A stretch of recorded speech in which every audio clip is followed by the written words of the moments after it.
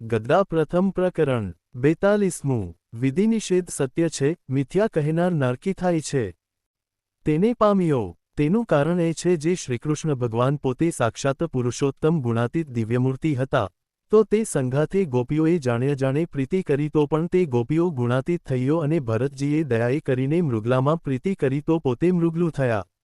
માટે ગમે તેવા મોટા હોય તેનું પણ કુસંગે કરીને તો ભૂંડું જ થાય છે અને ગમે તેવો પાપી જીવ હોયને તે જો સત્ય સ્વરૂપ એવા જે ભગવાન તેનો પ્રસંગ કરે તો પરમ પવિત્ર થઈને અભેદાને પામે. અને જો શ્રીકૃષ્ણ ભગવાન પોતે ગુણાતીત ન હોત તો એના ભગત જે ગોપીઓ તે ગુણાતીતપણાને ન પામત અને જો ગુણાતીત પદને પામ્યો તો શ્રીકૃષ્ણ ભગવાન ગુણાતીત કૈવલ્ય દિવ્યમૂર્તિ જ છે.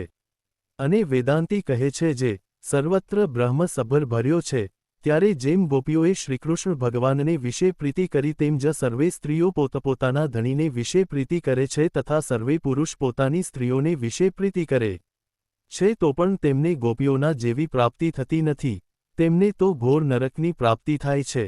માટે જે વિધિનિષેધ છે તે સાચા છે પણ ખોટા નથી અને જે એ વિધિનિષેધને ખોટા કરે છે તે તો નારકી થાય છે. એમ વાર્તા કરીને શ્રીજી મહારાજ જય સચ્ચિદાનંદ કહીને પોતાને ઉતારે પધાર્યા. ઇતિ વચનામૃતમ 42.